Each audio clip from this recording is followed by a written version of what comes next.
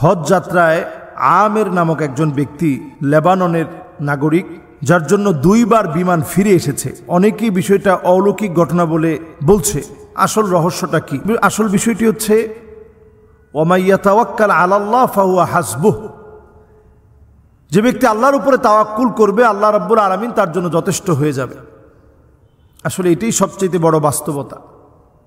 তিনি আল্লাহর জন্য চেয়েছেন, আল্লাহর কাছে চেয়েছেন, আল্লাহর কাছে নিজেকে সঁপে দিয়েছেন এবং হজের মতো একটি ইবাদত সম্পন্ন করার জন্য গিয়েছেন। কিছু আনুষঙ্গিক জটিলতার কারণে যখন ওনাকে যাওয়ার পারমিট দেওয়া হচ্ছিল না, একবার বিমানটা ফ্লাই করেছে, যান্ত্রিক ত্রুটির কারণে ফিরে আসছে। যান্ত্রিক ত্রুটি শেষ করে বিমানটা আবার উড্ডয়ন করেছে। সেই সময় আমের তিনি বসা ছিলেন এবং যান্ত্রিক ত্রুটি শেষ করে বিমান উড্ডয়নের পর এবার আবহাওয়াজনিত কারণে আবার বিমানটা ফেরত আসছে। এরপরে পাইলট নিজে বলছেন যে কোনোভাবে আমি ওই যাত্রীকে রেখে যাব না। এবার যখন আলহামদুলিল্লাহ তিনি সহ গিয়েছেন, জটিলতা শেষ করে যখন গিয়েছেন, আল্লাহ তাআলা বিমানকে উড্ডয়নের সুযোগ করে দিয়েছেন। আমরা কিন্তু এই সময় একটা দোয়াও পড়ি, বিমানে যারা সফর করেছি দেখবেন এই সময় আমরা একটা দোয়া পড়ি এবং খুবই সুন্দরভাবে দোয়াটা পড়ানো হয়। আল্লাহু আকবার, আল্লাহু আকবার, আল্লাহু আকবার, সুবহানাল্লাযী সাখখারা লানা হাযা ওয়া মা কুন্না লাহু মুকরিনিন ওয়া ইন্না ইলা রাব্বিনা লামুনকালিবুন। আল্লাহুম্মা ইন্না নাসআলুকা সাফারানা হাযাল বিররা ওয়াত তাকওয়া ওয়া মিনাল আমালি মা তারদা।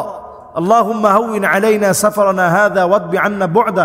আল্লাহুম্মা আনতাস সাহিবু ফিস সাফার ওয়াল খলিফাতু ফিল আহল।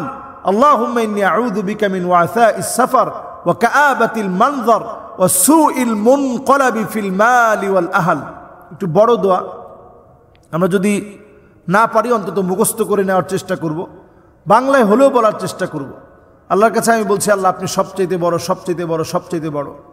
এই বাহন আমার আয়ত্তে আল্লাহ আপনি এনে দিয়েছেন, না হলে এটাকে আমি আয়ত্তে আনতে পারতাম না। কি বিশাল একটা বিমান, এতগুলো যাত্রী নিয়ে কেমন করে উড়ে।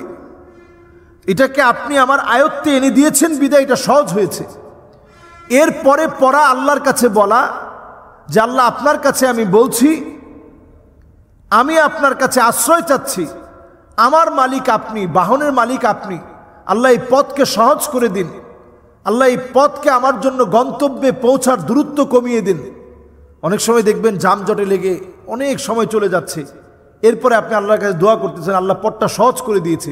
যেই সময়ে পৌঁছানোর কথা ছিল ঠিক সময়ে আপনি পৌঁছাতে পেরেছেন। তো এগুলো আল্লাহর তরফ থেকে আল্লাহ তাআলা দান করে থাকেন।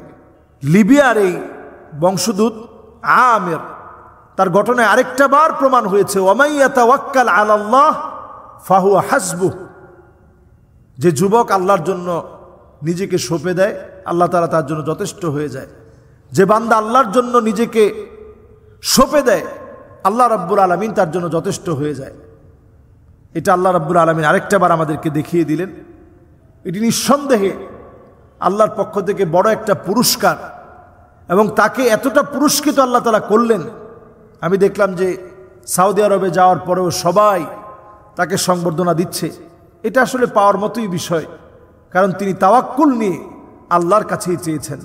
আমরাও ছোট থেকে ছোট, বড় থেকে বড় সব আল্লাহর কাছে যাব। আব্দুল্লাহ বিন ওমর রাদিয়াল্লাহু তাআলা আনহুকে রাসূল শিখাচ্ছেন, যদি তোমার জুতাটার ফিতাও ছিঁড়ে যায় এটাও তুমি আল্লাহর কাছে চাও। তাহলে ছোট থেকে ছোট সকল বিষয় আল্লাহর উপরে ভরসা করা, এটা আমরা এখান থেকে শিখতে পারি। এবং আমরা বিপদে পড়লে আল্লাহকে আরো বেশি ডাকবো, আবার যখন আনন্দে আছি তখন আল্লাহর শুকরগুজারি আদায় করব। এর মধ্য দিয়ে আল্লাহ তাআলা বান্দাদেরকে পরীক্ষা নেন এবং বান্দাদের তাওয়াক্কুলকে আল্লাহ রাব্বুল আলামিন কবুল করেন।